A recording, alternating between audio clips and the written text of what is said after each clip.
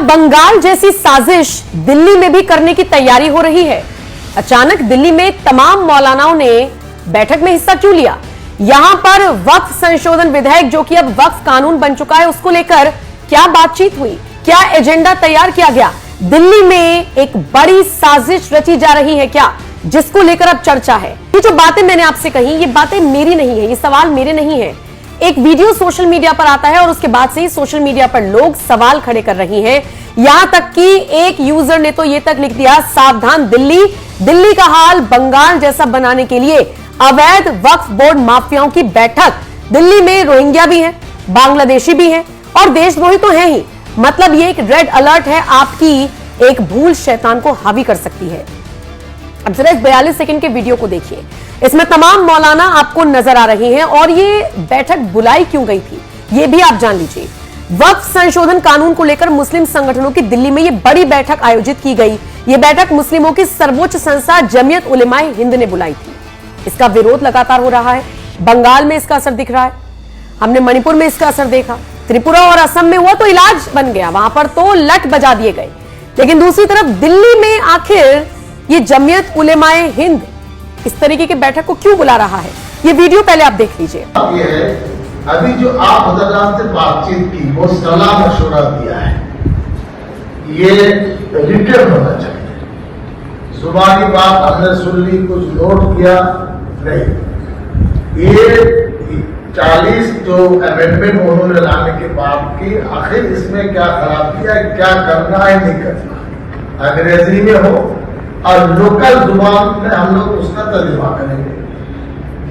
अच्छा, अब इसके बाद हम लोग ये चाहते हैं, आप हमें बताएं, हम लोगों ने ना कर दिया जब कानून को नहीं बोलते, मसला कोर्ट ने बता दिया नहीं माने। अक्सर मदनी साहब ने आपको बताते चले, मौलाना महमूद मदनी की अध्यक्षता में जमीयत की वर्किंग कमेटी की बैठक हुई।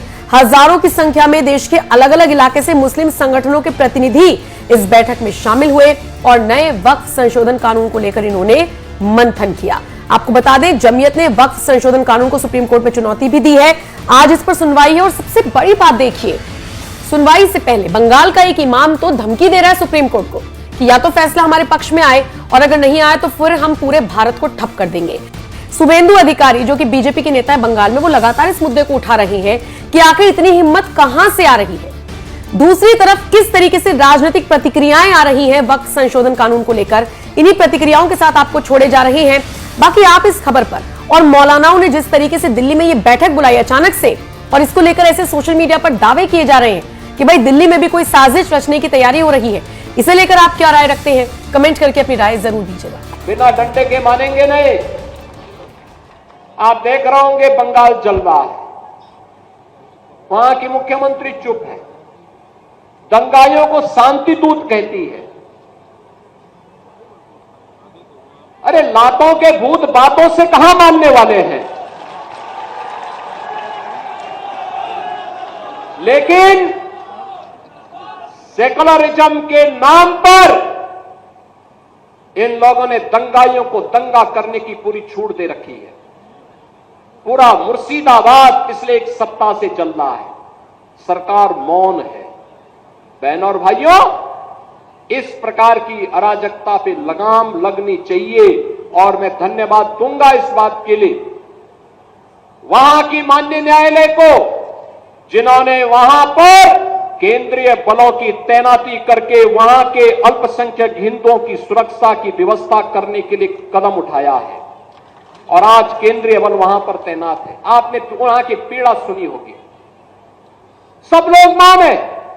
कांग्रेस मौन है मुर्शिदाबाद के दंगों पर, कांग्रेस मौन है, समाजवादी पार्टी मौन है, टीएमसी मौन है।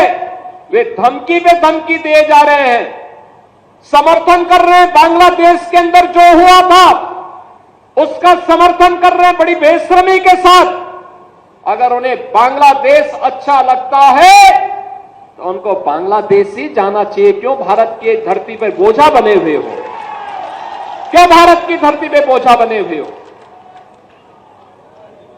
हम आभारी हैं प्रधानमंत्री मोदी जी के और गृह मंत्री अमित शाह जी के, जिन्होंने वक्फ संशोधन अधिनियम को पारित करके गरीबों की जमीनों पर, सार्वजनिक जमीनों पर पड़ने वाली डकैती पर लगाम लगाने का काम इस अधिनियम, संशोधन अधिनियम के माध्यम से पारित किया है।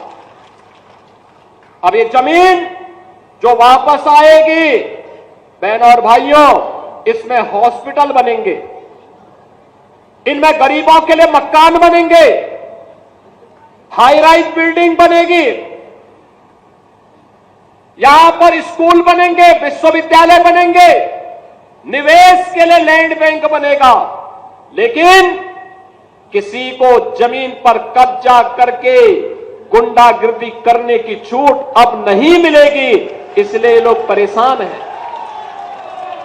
क्योंकि जमीन के नाम पर जो लूट थी वह रुकने वाली है और उसलिए इन लोगों को परेशानी है। परेशानी इस बात को लेकर के कि अब गुर्गे खाली हो जाएंगे, तो पहले जो जनता को लूटते थे, इनको अब भय है कि इनके द्वारा पाले गए गुर्गे कहीं भस्मासुर हुए तो कहीं अब इन्हीं को न लूटने लग जाएं। इनके द्वारा अकूत संपत्ति जो अर्जित की गई है उसी पर डकैती न डालने लग जाए, इसलिए उस भय के कारण ये वक्फ के नाम पर जनता को बेवकूफ बनाने का काम कर रहे हैं।